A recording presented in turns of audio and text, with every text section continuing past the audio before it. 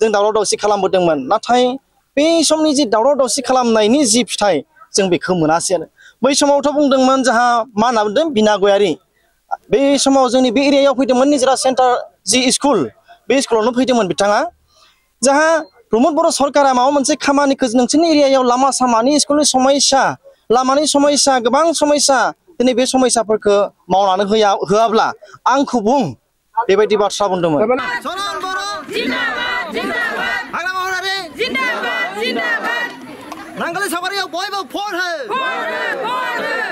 बेनि खोथाया दिनै आं बिपिएफआव हायनायनि खोथाया दिनै आंथ' जेनेबा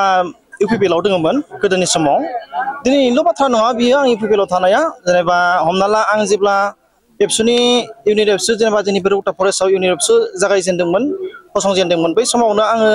बेयाव दङमोन अब्ला आं इउनिट एबसुआव मथा-मथि आं 6 बोसोर बिदि खामानि मावबाय बिनि उनाव आं बेबायदि इउनिट एबसुआव थानानै उनाव पार्टियाव आगान होबाय जिहेतु बै समाव स्टुडेन्ट इउनियनानो दिनै पार्टियाव आगान होनाय हिसाबै जोंबो आगान होबोबाय मानो होनब्ला जोंनि बे एरियानि समस्या बे एरियानि गासै जानाय जेंनाफोर बेफोरखौ सुस्रांनो थाखाय दिनै जोङो पार्टियाव ओंखारनो गोनां जाबाय आरो बै समाव जोङो बिपिएफ पार्टि दङमोन बै समाव स्टुडेन्ट इउनियननि थ्रुयैदि जिफोर बाथ्रा ओंखारबाय जे बिपिएफआ मोजां खामानि मावाखै बेनि थाखाय परिबर्तन नांगौ नालाय गोदान सरकार दानांगौ बिदि बाथ्रा फैनायावहा जों बयबो स्टुडेन्ट इउनियन आरो जोंनि फरायसा आफाद आरो लोगोसे बे जोंनि एरिया रौता फरेस्टनि गासै एरियानि मानसिफ्रा बै समावहा जेब्ला स्टुडेन्ट इउनियना जि बाथ्रा बुङो बेयावनो गासैबो गनायोमोन बेबायदिनो जोंहा मोनसे थांखि दङमोन जे पार्टिनि गेजेराव हाबनानै जोङो खामानि मावनानै पार्टिजों खामानि मावनानै एरियाखौ डेभेलप खालामनो हागोन माबा मोनसे खामानि मावनो हागोन जोंहा मोनसे सिमां दङमोन आरो जेब्ला जोङो बै समाव पिसिडिआर होनना बुङोमोन ना जेब्ला बे पिसिडिआरनिफ्रायनो जोङो गोबां खस्थ' खालामबोदों दिनैसिम खस्थ' खालामबोदोंमोन खोथाया जाहैबाय जोंनो मा नांगौ जोंनि समस्या जोंनि अभाब अभियोग बेखौ सुफुंनो थाखाय जोङो बेबायदि खामानियाव आरो बेबायदि एकदम गोरायैनो जोङो बाहागो लादोंमोन बै समाव जोङो पार्टिबो दावराव दावसि गावनो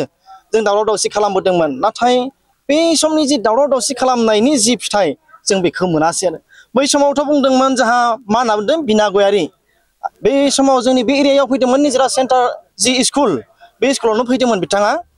जाहा प्रमद बर' सरकारा माबा मोनसे खामानिखौ नोंसोरनि एरियायाव लामा सामानि स्कुलनि समस्या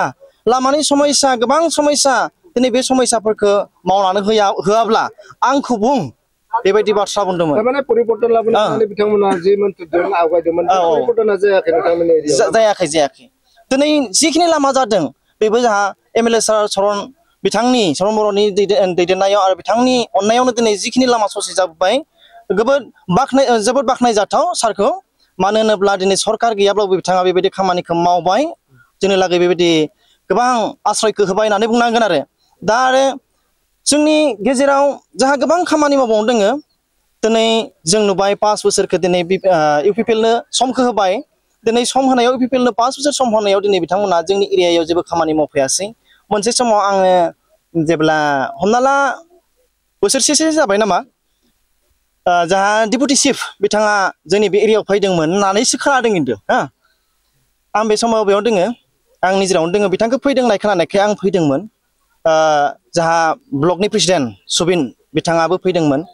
बे समाव नुबाय जिहेतु जोंनि बे रौता फरेस्ट एरियायाव इउपिपिएलनिबो पार्टिनि मानसि दङ होननानै मिन्थिखायोब्ला आरो दिनै मिन्थिखायो आरो बेनि गेजेरजोंसो दिनै सरकारखौ दादों नोंनि आंनि थाखायनि गेजेरजोंनो दादोंब्ला दिनै बे एरियानि समस्या बिनि हाल साल बेखौ सोंनो थाखाय जोंनि गेजेराव सोंनो थाखाय जेबो समखौनो होनो हाया बिथाङा ओरैबायदि मोनसे रौता नेसनेल पार्क होनजागोन आरो जेनेबा जोंनिया रौता फरेस्ट नेसनेल पार्क बिथांनि थाखाय बेबायदि जायगायाव बेरायनो फैनाय बायदि बिथाङा बेबायदिसो फैबाय आरो जोंनि महरा माबायदि जोंनि एरियायाव समस्या माबायदि जोंनो मा नांगौ अभाब अभियोग मा नांगौ बेफोरनि सोमोन्दै जेबो सोङासै आरो गारिनिफ्रायनो ओंखारा फन खालामहरनानै आंखौ बुंहरबाय ओइ नोंसोरनिथिं थांदोंमोन नायनो थांदोंमोन नायबाय मा नायखो होनना बुंहरबाय आं खिन्थु जोंजोंथ' फंसेबो रायज्लायनो बेबायदि समखौ होनो हायासै होननानै आं बिसोरखौ बुंहरदों जोंहा ब्लकनि प्रेसिडेन्ट बिथांखौ आं बुंहरदों आं दिनै बेनो खोथाया जाहैबाय जे बिपिएफआव फैनायनि खोथाया दिनै जि नुबाय जोंनि समस्या बे समस्याया दाबो जोबाखै जोंहा जोंनो नांगौ दिनै जोंनि बे एरियायाव एमइ स्कुलनि गोनांथि दङ आरो लोगोसे जोंहा जेजेएमनि जि दैनि गोनांथि दङ जाहाथे फिसा फिसा बरिं जावदों दिनै बे फिसा फिसा बरिंजोंथ' जोङो रायजो खुंनो हाया आरो रायजो राजाया बेजों सन्तुष्ट जाया मानो होनब्ला हमना ला माबा मोनसे समस्या जागोन अखा बांखा हानानै माबा मोनसे सारअन्थाइ गावनानै बे मेसेना हामा जालांगोन खोब थांगोन बियो 1.5 बोसोर 2 बोसोर बारानि बारा बिनि उनाव बे समस्या जोबलांबाय आरो बे बरिंआ जालाबो बियो दा बेनिखायनो बेफोरबायदिखौ जोङो लुबैयाखै जोङो